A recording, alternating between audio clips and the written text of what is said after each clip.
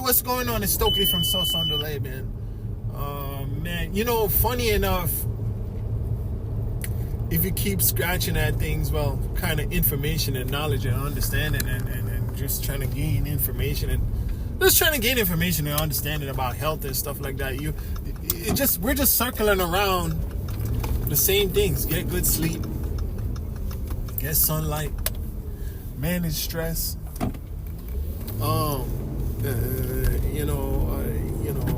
stuff like that. Try to stay away from toxins as much as possible. I don't even chime in on that so much, but I should be. You stay away from these pesticides and these toxins. You know what I mean? Stay away from fake stuff that's not that are man-made. You know what I mean? Sweet potatoes, I don't know if they're genetically modified foods. Genetically modified foods, sometimes I don't really have too much of an issue with. What I do have an issue with is things that are totally synthetic, or things that are genetically modified in a way that's not that wouldn't have happened naturally. Like some plants might cross-pollinate, but they typically don't produce a new plant. Sometimes when they get a new plant, it's by splicing, by taking the cuttings from one plant and splicing it into the stem of another plant, and then you get something else. Sometimes that happens. But anyhow, I want to say that, I've been having a lot of low vibration conversation, meditation, which I call low vibration anything having to do with SCX, anything having to do with violence, hate, jealousy, all these things. And all of these things kind of circle around SCX. Because that's when the jealousy comes in. That's when domestic violence comes in and all these things. Most police officers get killed on domestic violence calls, right? SCX is the reason why we have overpopulation and so many people starving and so many social ills. 400,000 children in foster care system. Over 90% of the people in prison have no father that grew up in the home. That's a result of uncontrolled, unregulated SCX, coitus. But that's something that almost, unfortunately, in a machismo, chauvinist, whatever, I don't know what you want to call it. That's what it's styled as.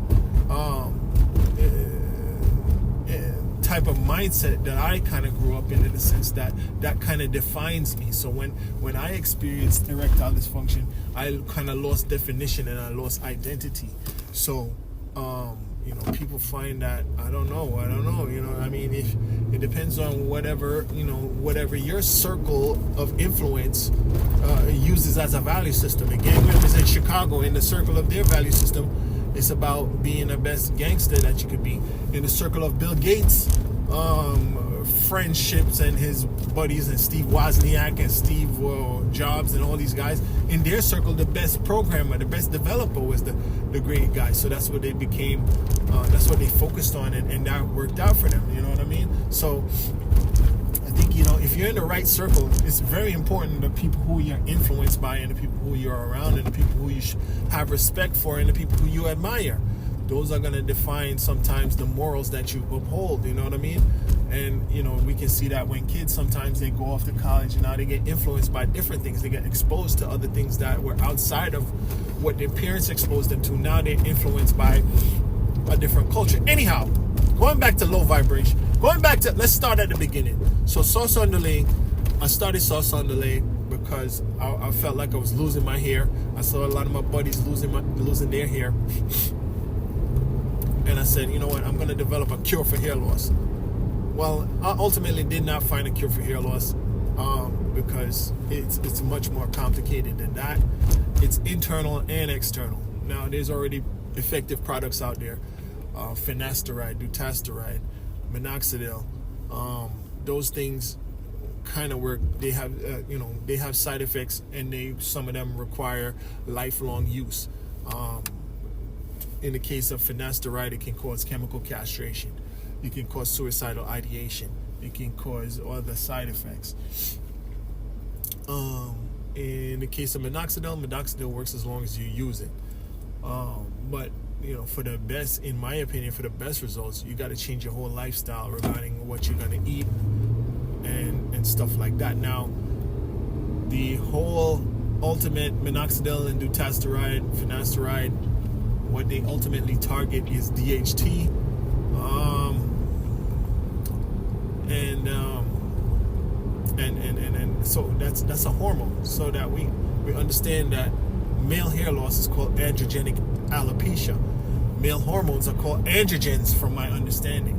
So it all links back to a hormone issue, in my opinion, right? And then if you look, you can see that as a man gets older, his hair loss increases. So I think it's tied to hormones. Now, me personally, I was looking at the liver and the kidneys, and I was like, the liver and the kidneys need to be clean. That was my approach. The livers and the kidneys need to be clean, need to be in good health for you to have good hair, right? So that's partially part of it. That's part and parcel, I guess, of it. Whatever. Now it's way deeper, deep, and it's way past my level of understanding. But okay, so through the process of that, I came up with sauce on the layer, which is just a hair butter. I can't say that it does any physiological benefits, because then it would be classified as a cosmetic, and then I would be regulated by the FDA. So it would be classified as a medication, or a medicine or whatever, and that would be regulated by the FDA. So I just kept it as a cosmetic, and I kind of shied away from even approaching it as a method of preventing hair loss. Now, for me personally, I think it's benefited me. We already know that rosemary works almost as good as minoxidil, and there's other DHT blockers that are present in essential oils that can help you, just like minoxidil. Now, regarding your internals and blocking DHT, well, that's not really something that you want to do to your body anyway, because, like I just said, the medicines that block DHT internally could cause chemical castration, erectile dysfunction, suicidal ideation. And I think that suicidal ideation probably came from the erectile dysfunction, because you're over here trying to grow your hair so you can be more attractive, but now your machine is not functioning. So what's the point? Now you hit on both sides on your ego. You hit in your machismo. You hit in your machismo, and you hit in your aesthetic ego perception of yourself, which is all ego anyway. So anyhow, I also developed this. I also started podcasting, more journaling than anything. Kind of journaling my understanding of health and stuff like that.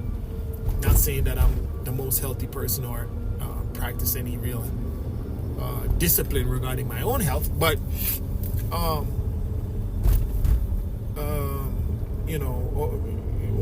besides hair loss, one of the things that I've experienced is erectile dysfunction.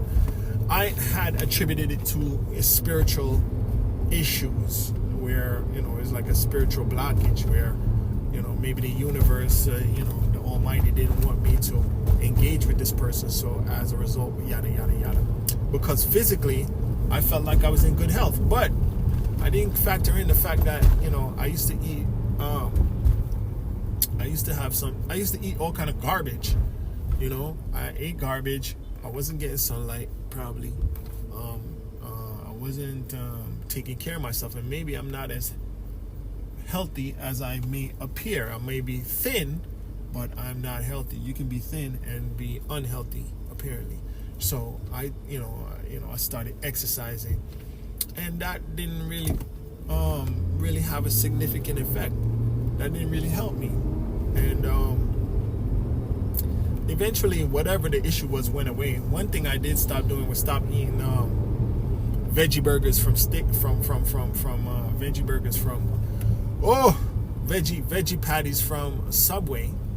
Now they say that Subway buns contain plastic, and they say that the veggie patties themselves are made out of soy. And there was a lawsuit in the Florida prison system against a lawsuit against the Florida prison system for overfeeding the prisoners soy products, causing them chemical castration. So besides that and all the sugar that I used to eat a lot of sugar. I used to eat sometimes 18 or more packets of sugar, 18 or more packets of white sugar with my tea throughout the day at work, in addition to whatever other carbs I was eating, like pizza or whatever the case may be. I also noticed that I have some issues with peanuts, and I have issues with cheese and milk, and I have issues with salt sensitivity.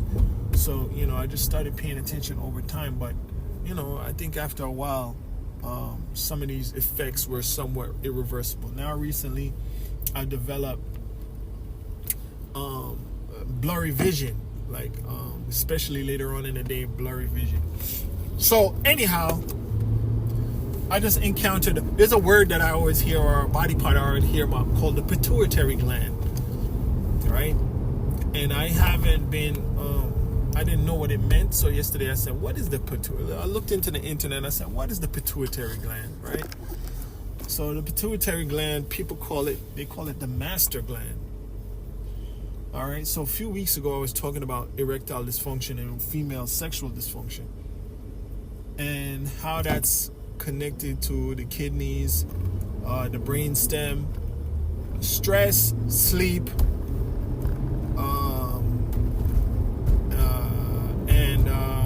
and a little bit of mention of PTSD and stuff like that.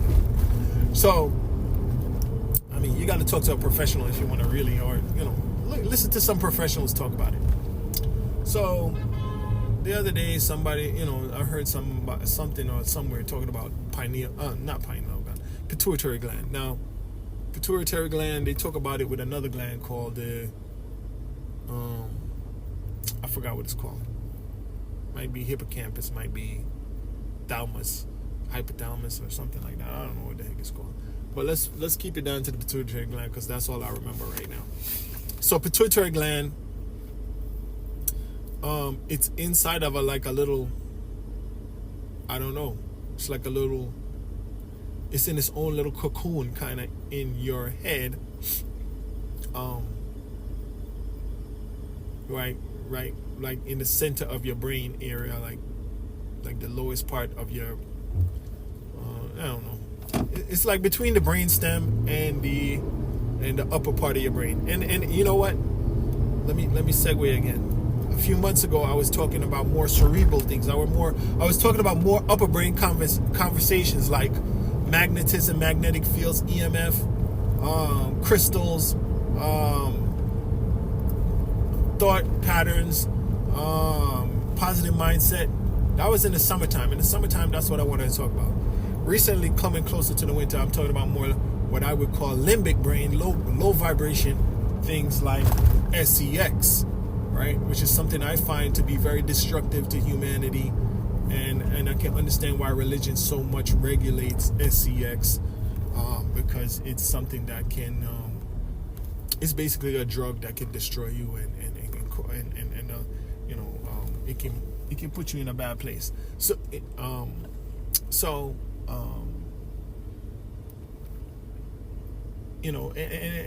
most people are born around October. So a lot of coitus, a lot of fertilization, a lot of conception is taking place during the winter time.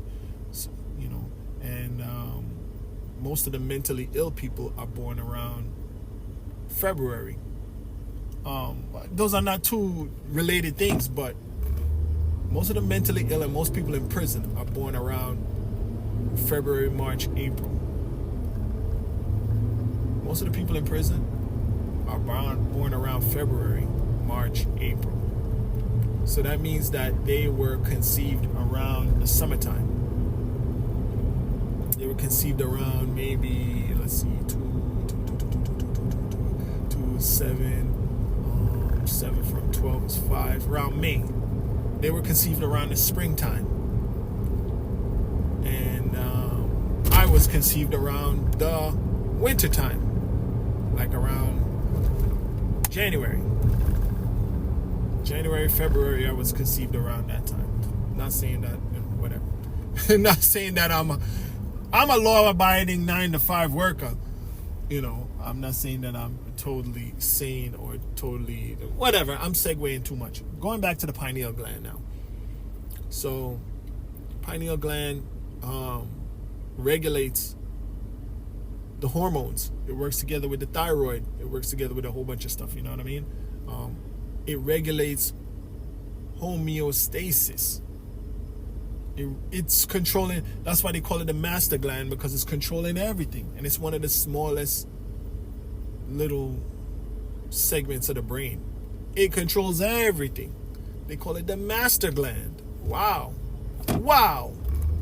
You know what I mean? Like this coach that I know, he says when he sees somebody doing something wrong, he says, "Wow." So the master gland now, it controls the production of all kind of hormones. Your growth hormone that determines how tall you can get. It can control, it controls women's lactation. It controls all kind of hormones. It's right in front of the brainstem, and like we said, some of the messenger type of hormones that deal with fight or flight or deal with erections is part of the brainstem. So it's right next to that, and maybe that's why in my younger years, that part of my body was had a lot of sensitivity. So anyhow, response time. It had a very quick response time. It's right next to the master gland. The master gland is like right here. But anyhow, so the pituitary gland is very important. It controls so many things. It just like I said, I'm not a professional, whatever, man. So they call it the master gland. So it's controlling a lot of things. It's running a lot of things. So pituitary gland conditions, like if your pituitary gland is swollen now, it can cause you to lose your eyesight. If you have a tumor in your pituitary, it can mess up your eyesight. Now, one thing, they keep talking about a thing called the blood-brain barrier, which kind of prevents a lot of contaminants from getting into your brain that you encounter. But in the case of the pituitary gland exists outside of the blood-brain barrier, even though it's connected to your brain. And as a result, it can be easily contaminated relative to the other parts of your brain. It's not behind the firewall. I guess I would call it a firewall. Call it blood-brain barrier. It's not behind that. It's basically vulnerable, in my opinion. So, you can go online and look up things on the pituitary gland, but I'm just gonna chime in on some of the things that I've learned about it. Let's see what can go wrong with it. Let me see here. Let's see here. Some of the symptoms of pituitary gland issues are headaches, vision problems, fatigue, weight gain, decreased libido. You see, there's that low vibration conversation that I've been having. Menstrual irregularities, growth abnormalities. Okay? And then it says pituitary disorders can be diagnosed with a physical examination, medical history review, blood testing, image studies, visual field tests, and hormone stimulation test. Okay, let's move along. Let's see. These are some of the conditions that develop. That can be. You can develop certain conditions from having a pituitary gland condition. One is called acromegaly.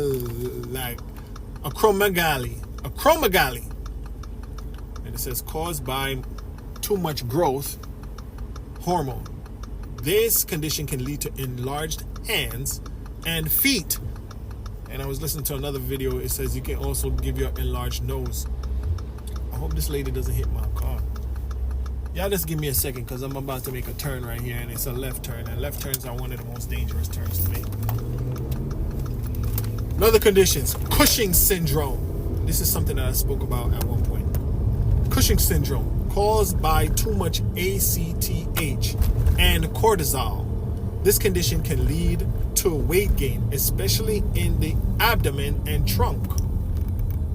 Other complications include increased risk for fractures, diabetes, and hypertension. Okay, here's another condition. It's called hyperprolactinemia. Hyperprolactinemia. This condition can lead to abnormal menses, infertility, and sexual dysfunction. Empty sella syndrome. This condition affects the part of the skull that holds the pituitary gland. The main symptoms are headaches and high blood pressure.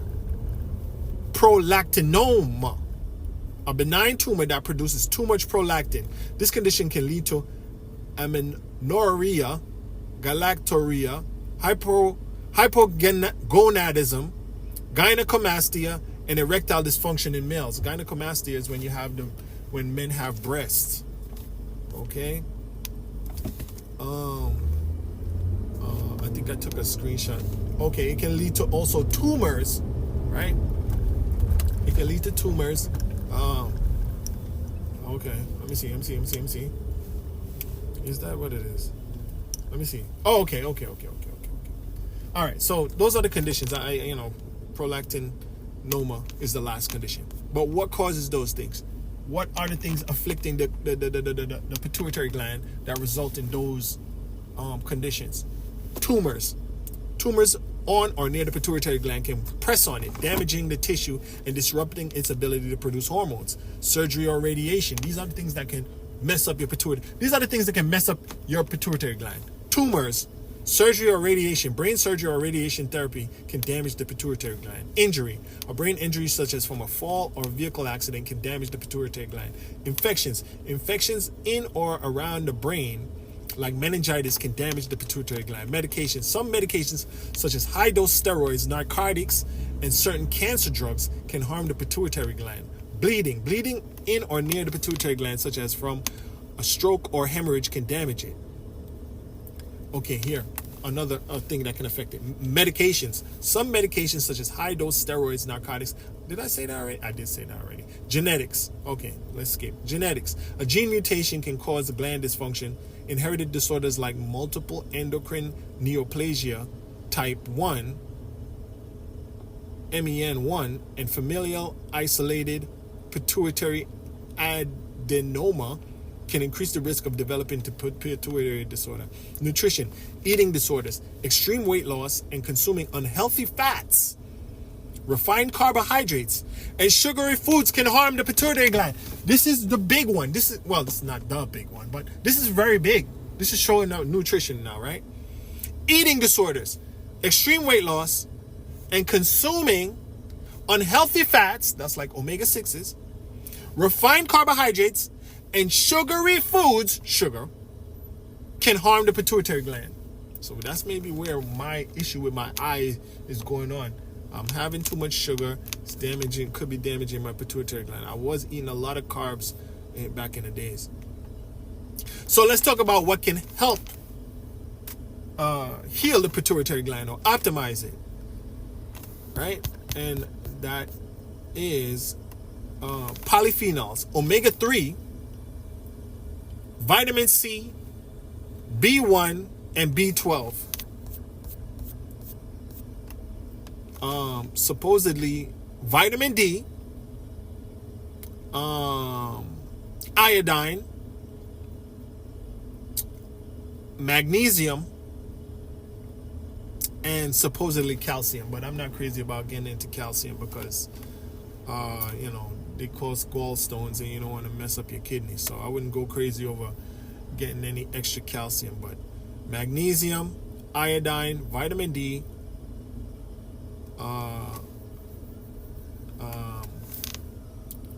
and the calcium, it says you can get that from leafy greens. Okay, and that's really all I got to say about it. So pituitary gland, you got to eat the right foods to help your pituitary gland. Less sugar, less refined carbohydrates, less omega-6s. All this grease and all this oil we're eating is messing up our pituitary gland. Now, you know, the hippies got a word called pineal gland they're always talking about. I don't know if that's the same thing. But let's see. And I'm done now. So, you know, do what you would go back to whatever you're doing. Thank you so much for listening. So I'm just going to find out, is the pineal gland the pituitary gland? Because I'm not looking at a diagram and I don't know what the heck I'm doing, of course. No, the pineal gland and the pituitary gland are not the same gland. Okay. Pineal gland is located in the middle of the brain. Pituitary gland located at the base of the brain. Okay, and it's called the master gland. So, hey, thanks for listening. You know, I hope you learned something from it. You know, stay away from the sugar, stay away from the refined carbohydrates, stay away from the omega-6s. If you want to get, I don't know, you know, olive oil is the best oil to cook with, but you know, we got to get away from the fried foods. You know, we got to eat more leafy greens and stuff like that. You know, get your vitamin D, get your sunlight, you know, as much as possible. Hey, thanks for listening.